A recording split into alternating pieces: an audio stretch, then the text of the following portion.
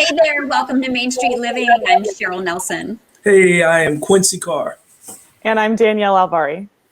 I'm so excited about today's show, guys. You guys know I love to travel. I feel like I'm always on the road or in the air. Of course, the pandemic has kind of put a damper on that, as I'm sure it has for a lot of people. But today we're going to share some ways where you can safely get back out and travel. And we have some great ideas too. Oh, yeah. Yeah, it's one of those things that you kind of look forward to, especially during these times. It's only a couple of weeks into the new year, so people are still planning to do something and do a little bit more than they did the year before. So yes, yeah. I'm a planner. I'm already planning stuff for 2022. In fact, and Danielle, what about you? I'm not a planner. I plan as little as I possibly can, but luckily we've planned a very good show today. Someone did some planning. It's a good show. Yes, I'm going to give a big shout out to our producers for that. We've got so much coming up today, guys. That's right, Cheryl. We are checking in on who's helping out our fellow veterans and dogs. Also going to take a look at a very fun resort in Scottsdale, the Fairmont Princess. And I think this is the time to focus on self-love. It's been kind of hard during the pandemic, but we're going to take you to a self-love retreat. But first, coming up next, if you are looking for somewhere to take in some unique scenery while hiking, you don't want to miss this segment. Stick around.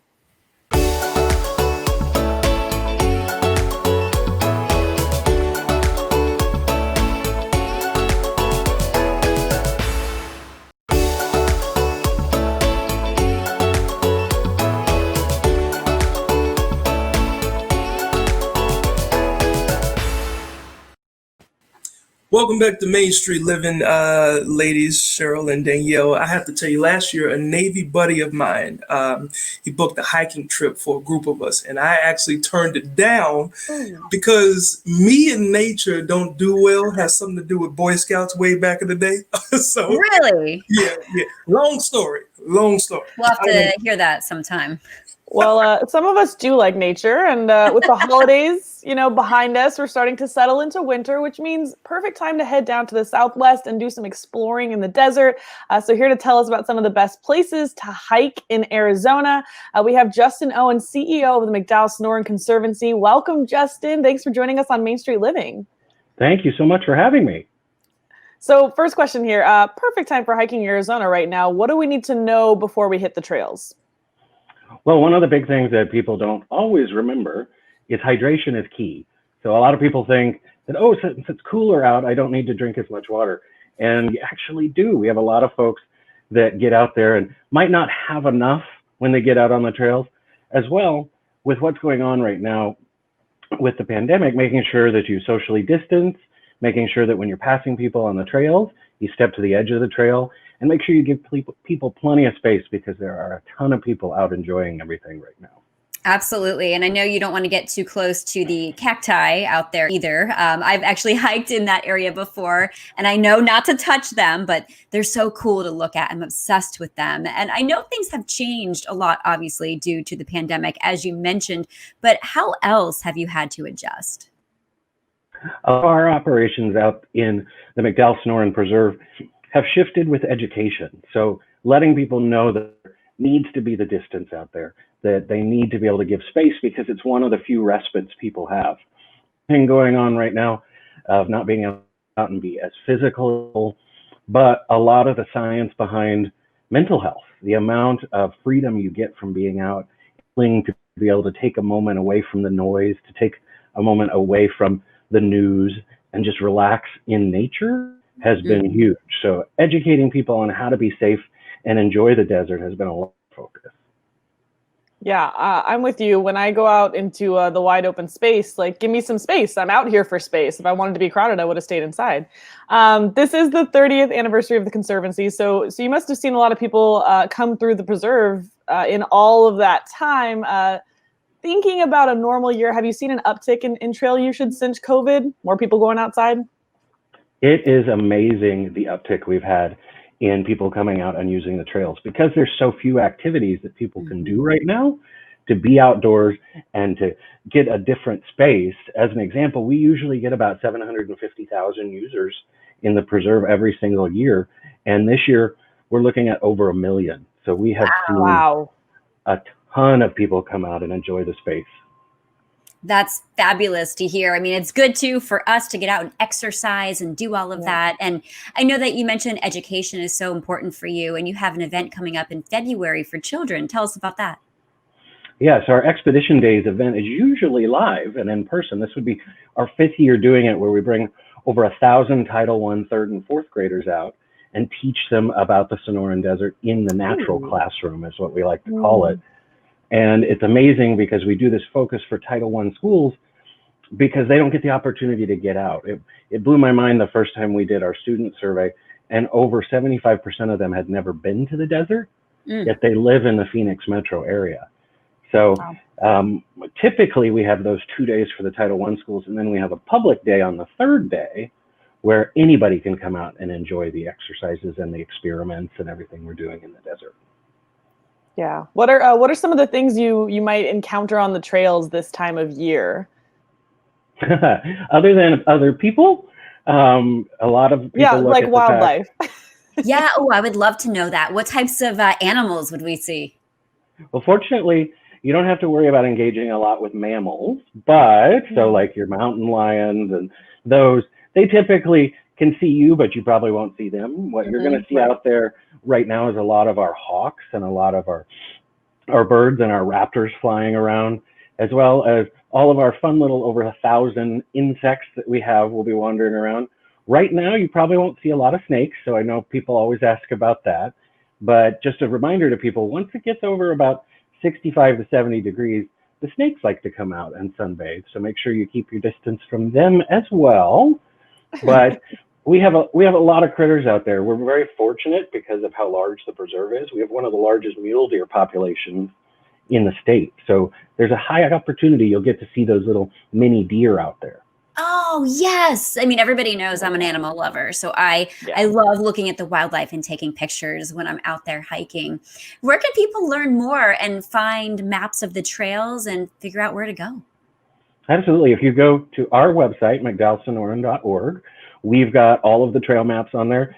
As well, we're in the process, probably in the next 3 weeks, we're going to be launching a guide to what might be an easy trail versus a more difficult trail versus a very difficult trail, because our trailhead ambassadors that are usually out there aren't right now because of the pandemic. So we're going to be looking for opportunities to virtually be able to show people where to go. As well, there's always maps at each of the trailheads when you want to get out there and have fun. That's fabulous. Yeah, it's good to know too which ones are hard versus easy, because I think I like the easy ones. Thank you so much. We appreciate it. Oh, Danielle, that was fun. And coming up next on Main Street Living, most of us have heard about healing retreats, but do you really know what they are? We're going to explain that next.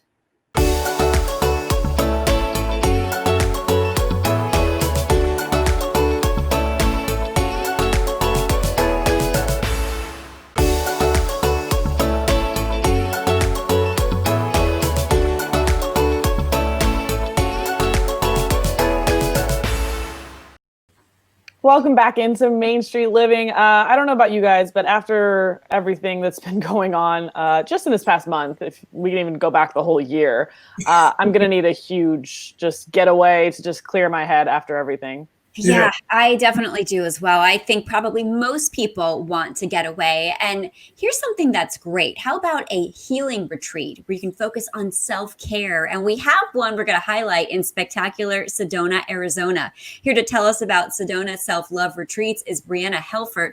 Welcome to Main Street Living. Thank you so much for joining us today. Hey. Hey, yeah, it's my pleasure. I'm thrilled to be a part of Main Street Living and share about Sedona Self-Love Retreats. We are as well. So talk to us a little bit about self-love and the importance of it, because we hear that all the time, that we need to learn to love ourselves more, but we don't want to come across as a narcissist at the same time. So where do you draw that line? Right. Great question. Well, self-love is really investing in oneself, not at the expense of others, but in contribution to others. It's really about filling up your own cup, learning tools to replenish, and to really be your own source of strength. So it's truly about empowerment. Yeah, and when it comes to love, it's clear that you still love the holidays. I love the tree that's behind you. I know. I can't let it go. Yeah, well, talk to us a little bit about the Sedona Self-Love Retreats then. Great. Yeah. So Sedona Self-Love Retreats is a private retreat company in Sedona. We customize journeys for individuals, couples, families, friends. These are spiritual healing wellness journeys, usually 1 week or less. We offer over 50 sessions with a powerful, talented team of over 20 practitioners. So every package is totally tailored for the participants. It's really, truly transformational. I love it. It's a great contribution to those who participate. And Sedona, I think, is the perfect place for that. I've been there once and it is magical. Tell us about some of the healing powers that Sedona brings and why people love going there for these retreats so much. Right. Yeah, absolutely. Sedona is, just the landscape is breathtaking. It's known for being a vortex. There's many vortexes throughout the world. Sedona is one of them. This is a power center. So what that means is everything is amplified, magnified, accelerated. What you focus on will come to fruition more quickly. So it's ideal for doing private retreats like this, where you're focusing on self-improvement and self-growth, spiritual development. So it's all going to come to fruition more quickly here. Yeah, and the focus does have to be, I guess, at a high level because, 2020 was just a few weeks ago, right? Considering everything. And, how has Sedona Self-Love Retreats had to pivot during the pandemic overall? Right. Great question. Well, first, I'll just say that all of our retreats are completely private. They're one-on-one or two-on-one, if it's a couple. So there's no group activities. Right there, we're in a good place with this whole situation. We have heightened our cleaning and disinfecting between guests at the guest house and the sister property. We're, of course, following CDC guidelines and wearing masks for indoor sessions. It's not wonderful, but the sessions are still ultra powerful. The outdoor sessions, no worries. You're out in the open air, So just a few minor adjustments, and we're actually busier than ever the last few months. It's good news. Yeah, that's wonderful to hear. And I know with the pandemic, it certainly has affected our mental health. Do you think there are any positive takeaways, though, from that? Absolutely. Spiritual awakening at an inordinate levels. They're calling us, they're seeking out. People are really wanting to find answers from within instead of seeking outside of themselves, which is wonderful. Relationships are being put to the test. They're either falling by the wayside, and they need to in those cases, or they're deepening. So there are some positive takeaways I'm seeing. People are really growing in positive ways from this situation. Yeah, and just hearing you, I don't know, Cheryl, if you get the same feel, but like it sounds soothing to hear you talk, Breanna. Oh, thank you. Very, very soothing. So how can people get in touch with you for either an in-person visit or maybe perhaps even something virtual? Right. And we do offer virtual sessions and packages but it's amazing to come to Sedona. The best thing to do is give us a call. The office number is 928-458-8593. Normal hours are Monday through Friday, 9 to 5. Sessions take place 7 days a week. You can also email office@SedonaSelfLoveRetreats.com. You're also welcome to check out the website. The website is it's a wonderful journey. It tells a lot about the retreats. There's also a contact form on the website. Beautiful. Oh, wow. I've always wanted to go to one of these retreats. And I'm telling you guys, if you've never been to Sedona, everybody who's watching, you got to go because it is so magical. And now that I know it's a vortex, it makes me want to go back even more. Thank you so much. Yes. Thanks again for stopping by there, Breanna. You're welcome. Thank you guys. Blessings to you. You too. Well, from self-care and love, up next, let's continue that positive feeling and visit a resort fit for a princess. Ooh, let's go. I was expecting a king, but we'll find out. We'll find out what's going on when we come up next.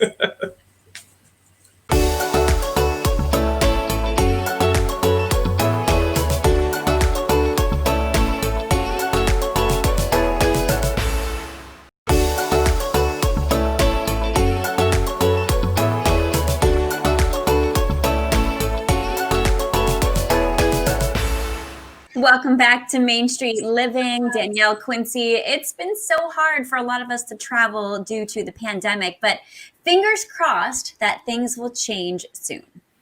Yes, hopefully. You said it, hopefully. Yeah, hopefully. That's all we can say right now, all we can hope for. Obviously, still dealing with the global pandemic. Those in the hospitality industry have been especially hard hit, not having any travel. So here to talk to us about the current state of the industry, we have Pam Gilbert from the beautiful Fairmont Princess Resort in Scottsdale, Arizona. Pam, thanks so much for joining us on Main Street Living. Thank you so much. It's a pleasure to meet you virtually, Danielle and Clancy.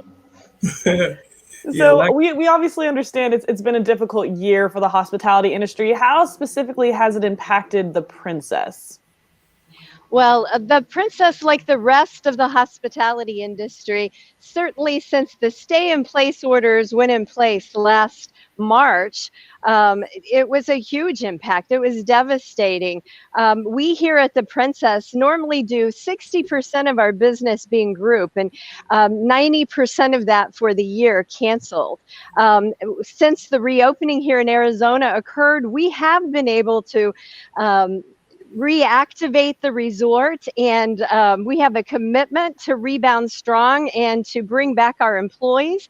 And so since that occurred, we've had to pivot, and we've luckily had a great base of regional travelers. Thank you, Californians and Arizonans and Nevada and Colorado that are driving in and still enjoying the Princess.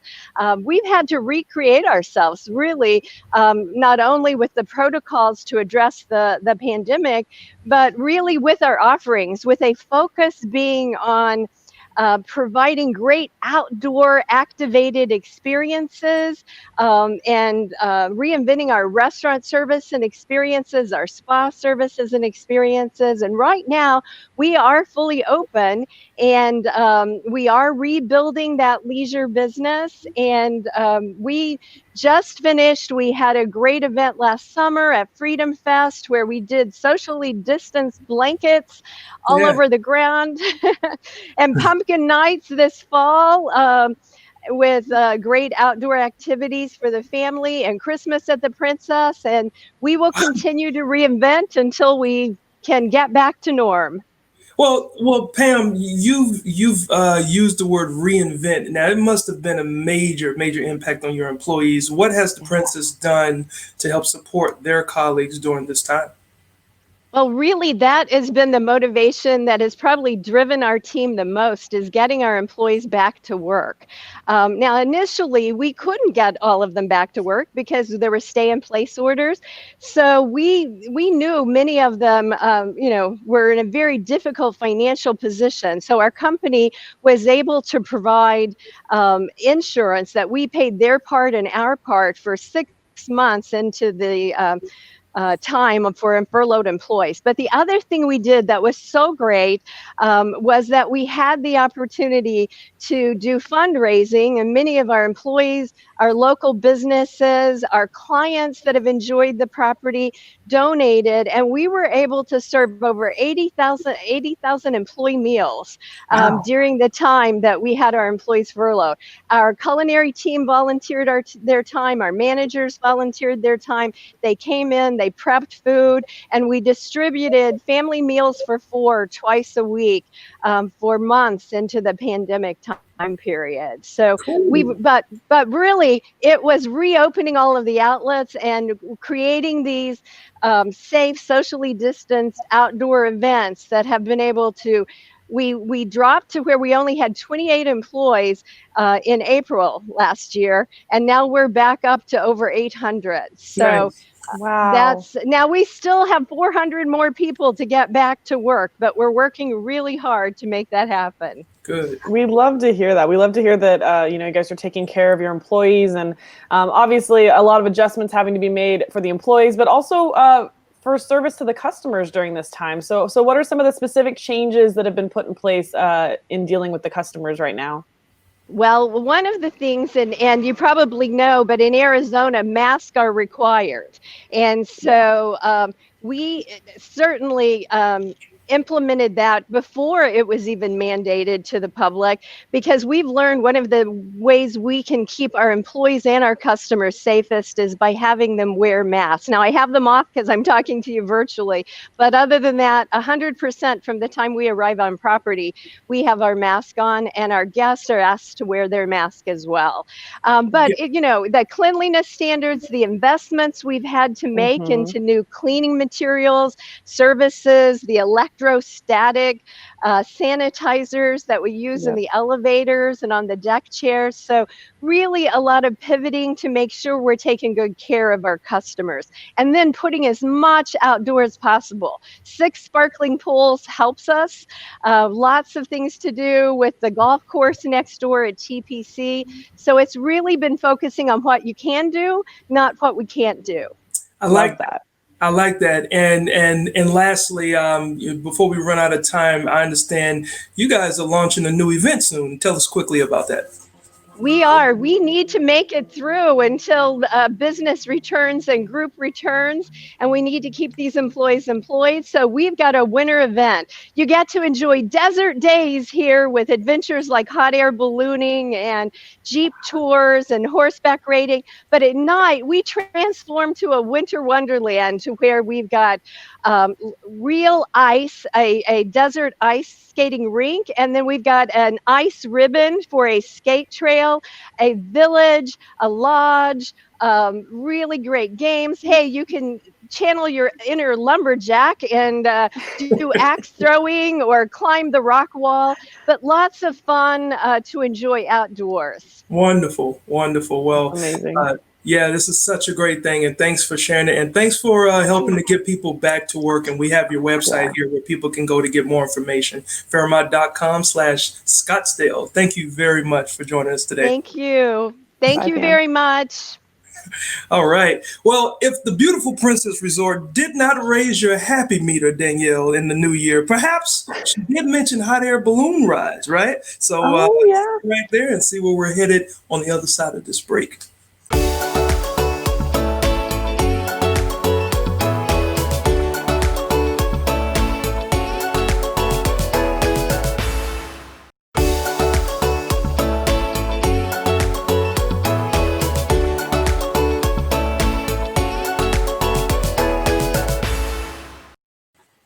Welcome back to Main Street Living. Now, Cheryl, you are a resident travel bug. You love to travel. I have to ask, have you ever been on a hot air balloon ride? Yes, I have actually. My first one was in Albuquerque, New Mexico, and it was beautiful. Well, there's so many places. There's so many places you can go on a hot air balloon, and I know so many of us have the bucket list, and we're wanting to check more things off of it. And hot air balloon rides are typically on a lot of people's bucket lists. So we recently took a ride over beautiful Smithfield, Virginia, with coastal balloons. Take a look at this.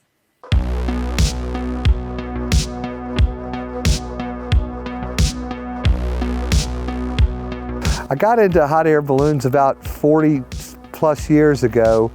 I saw it on an HBO mini-series. A month or two later, I was purchasing one, and I purchased one before I knew how to fly it, so I then had to learn how to fly it. I've been flying them here in Virginia, I guess now, for about 42 years. Well, what's interesting about a hot air balloon is what you see is what really a lot of times what no one has ever seen before. Because we fly over the wetlands and we get to fly right down on top of the wetlands, you're physically looking out at something that really no one's ever walked to, no one's ever taken a boat to. It's kind of an aerial walk in the sky, somewhat of a magic carpet ride. Flying in a balloon is much like flying on an airplane on vacation. If you can ride on an airplane and look out the window and enjoy yourself, then you're not going to have any problem at all flying in a balloon. I thought it was amazing. It was so peaceful and beautiful. You can see everything. It was great. Most people who have any type of fear of flying lose their fear of flying within a few minutes. Once they get aloft in the balloon, they become more comfortable.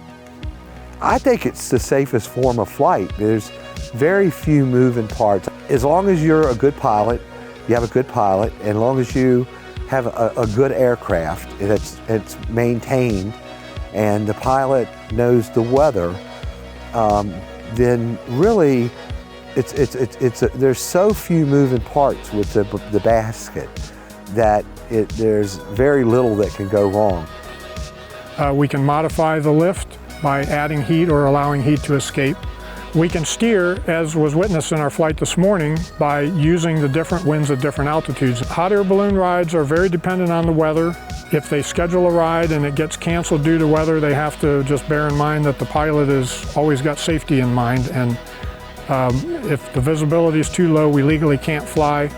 If the winds are too high, legally we could fly, but it's not that smart to do. So today was a picture-perfect day all the way around.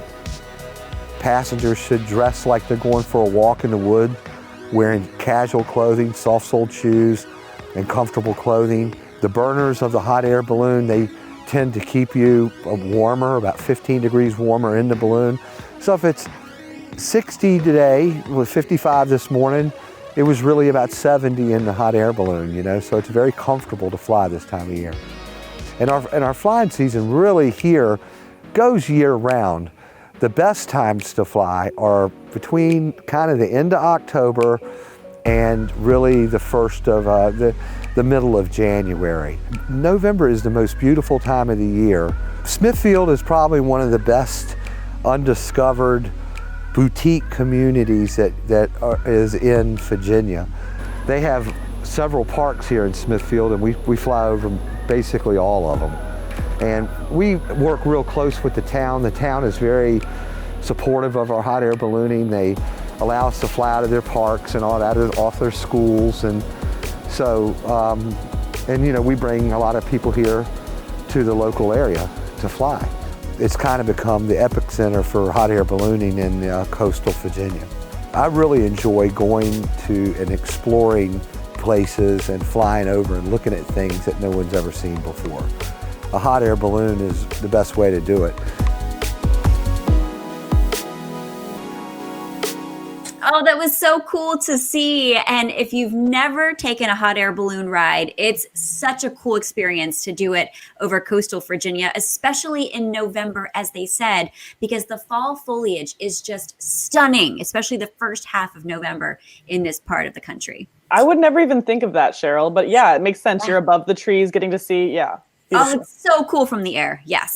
Well, see what you're missing being out there in Vegas, Danielle. Me and Cheryl live in beautiful Virginia. You should come and take a look. Come visit anytime. I have a guest room. That's right. It's very relaxing. But what we cannot relax on is the crisis that our teens are facing nationwide. Mm-hmm. So when we come back, we get a little bit more information about that. Stay tuned.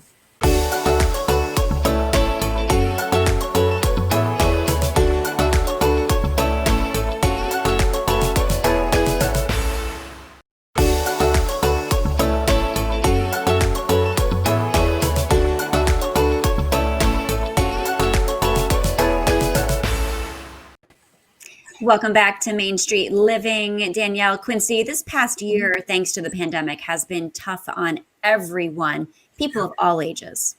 Yeah, definitely. It's been a hard time for all of us. And I think mental health has taken a huge decline, and suicide is just one of those topics that no one wants to talk about, especially teen suicide, but it's something we have to all become more comfortable discussing so that the people who need help can get it. So joining us today, we have Nikki Kuntz from Teen Lifeline to talk about this very important subject and some ways that we can help. So welcome, Nikki. Thank you so much for joining us today.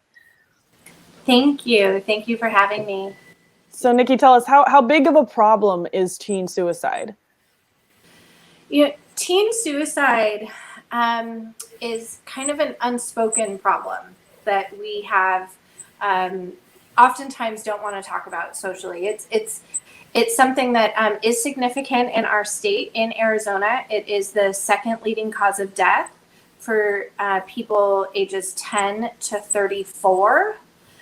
So it's a much bigger issue than people are even aware of. Wow. Yeah, that's a shocking age number as well. And if that many young people are dying, Nikki, from suicide, then there must be many more who are attempting to end their lives. Is that right? Right. So according to the American Association of Suicidology, there is roughly 200 attempts for every death. amongst children, specifically children and adolescents. So we know that oftentimes they're struggling in a lot of pain silently, and that many attempts are happening even before maybe there has been a death. Wow. And I mean, I think especially like I mentioned, mental health has taken just such a decline this year for everyone, depression. And a lot of times people are uncomfortable talking about this because they don't really know what to say. So what are some of the things that can be put in place to reduce the risk of teen suicide? I think a lot of times we focus on risk factors and all of these negative experiences that happen in people's life that put them at risk. And the fact is that right now we're all living through a major risk factor with COVID and everything else going on in our country. The important thing that we need to focus on is protective factors. We can't stop bad things from happening, but what we can do is make sure that all of us have things in our life that help protect us against them. So that's things like having a supportive family, having connections and feeling connected at school, feeling like you have other adults in your life other than just your parents for children that are supportive, feeling like the community as a whole comes together instead of pulling apart, knowing that there's resources like Teen Lifeline, but other resources when families are struggling, that they're not alone, and overall having a sense of hope for the future. That's so very important, because when we have hope in our life and when we're able to focus on hope, we know that we can get through life struggles. And that's hard because us adults don't always set that stage very well. And especially right now, there's a lot of hopelessness in some of the things that we're seeing.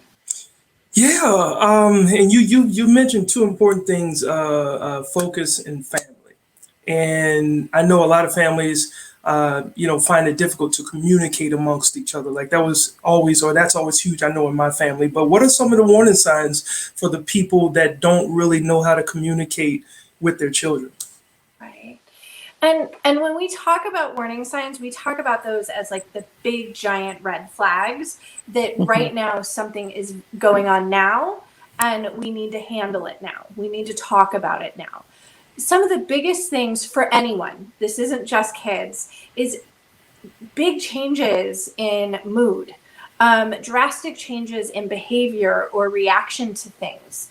One of the biggest things I tell anyone is that when you have that gut feeling in your belly that something's not right, when someone's pretending to be okay, but you know there's something deeper, follow it. Ask questions, because that's your gut telling you. We also know things like looking stuff up on the internet. So looking at search history, making sure, when there's big mood swings for kids, it could be huge fear of humiliation. That's what we see with social media a lot, that something will happen on social media and the fear of them having to go to school the next day all of a sudden takes over. If you start noticing them putting their phones down and pulling away from technology, that is a good sign that something's going on, because they're trying to avoid.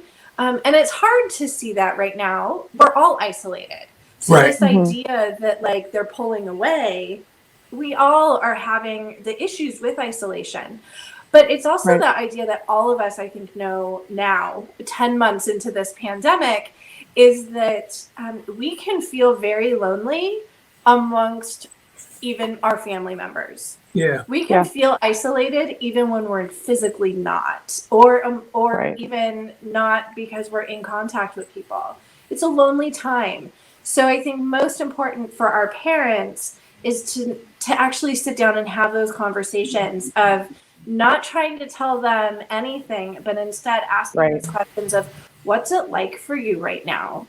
I think you're talking to your friends all the time, but what is it like to not see them? Or, how are you feeling? I think we'd be surprised of what our kids would tell us right now, and their fears. Their fears, not just for themselves, but their fears for their family. Their fears. For sure. And I love what you said about if you have a gut feeling, like not not waiting on it, but just it's better to check than to not check. So I just think that's so important, and we're so glad that you came on to talk today about such an important issue that people don't love to talk about. So thank you so much, Nikki. You're welcome. Yeah, thank you, Nikki. And that was such an important segment, Danielle, concerning young lives, because we value them the most. And as a proud Navy veteran and animal lover myself, I also have a real appreciation for what's up next on Main Street Living. So stay right there.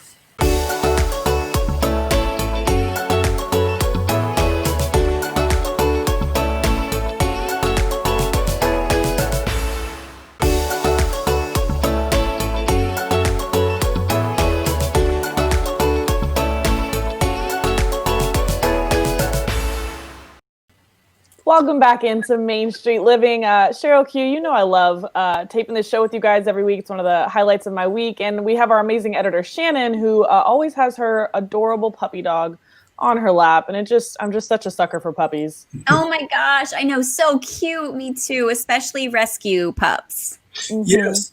And in fact, we love to see businesses supporting organizations that are doing good in our community, especially when it impacts our veterans. So a California law firm is providing support for Shelter to Soldier, which is a nonprofit organization that saves dogs and veterans in need.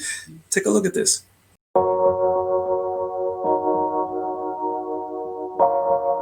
Shelter to Soldier is 8 years young. The program was born out of a love for helping rescue animals, homeless dogs. Good boy.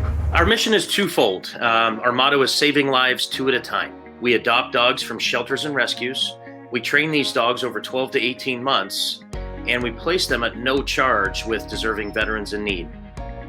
Being a firm that deals exclusively in personal injury representation, victims of accidents that have been seriously injured, we understand and can relate very much to the objective of this great organization, Shelter to Soldier, whose mission is very similar to our own. So that was something we found very interesting and very attractive to support. We look for dogs 8 months to 2 years of age. We're looking for dogs that have a strong social drive, so a desire to interact with people. They have to be non-aggressive towards animals or people. We do adopt dogs in that you can tell want and need a job, a higher purpose. So they have what we call drive, in our case, moderate level drive. Instead of very high or very low, we look for a mid-level drive. Good boy. My brother Steve was a Marine combat veteran and officer, served in the Gulf War. Barney is named in his honor. Barney is a beautiful, beautiful dog. From what I understand from Graham and those affiliated with the program, he is extremely intelligent, loving, kind of a dog, and they expect great things from him. So far, is really responding to training, and he's going to be of great help to some very deserving veterans.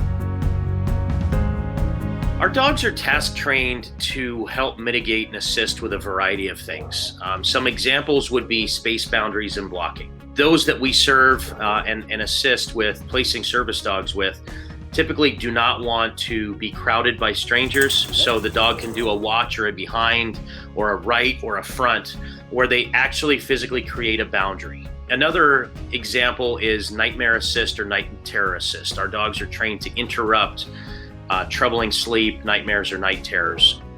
We're just very passionate about dogs and dog rescue, as well as, we're patriots that want to serve and help our veterans and their families on the home front. So it was born out of love of both of those things, but it's grown into a very well thought out program that is really making a difference, changing and saving lives.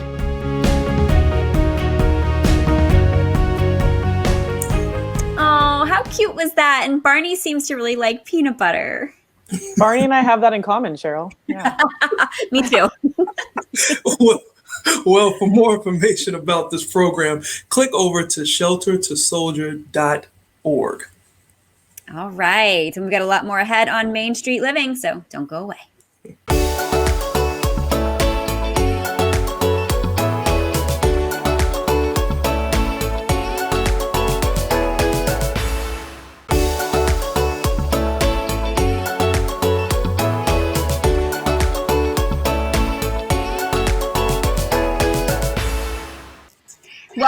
to Main Street Living. That really was a fun show today. Quincy, Danielle, who's ready to take a hot air balloon ride with me? I'm ready to take a hike. That too. I think, Quincy, what are you doing over there? Hey, I'm just moving, right? I mean, it was a lot of places that we visited today, and it was pretty exciting to actually see it. So a lot of good information too. Absolutely. Yeah. And what's great about this show is that you can see us in more than one place, right? You can take us on the move. Yeah. Oh, yeah, you can definitely catch us on the move on our Cox Contour app. So don't forget about that, ladies and gentlemen. Absolutely. Thanks so much for watching today, guys. Yes. And you can check us out. New episodes, 9 p.m. local time on Mondays. So make sure you don't miss that as we take another stroll down Main Street. Until then, have a great day.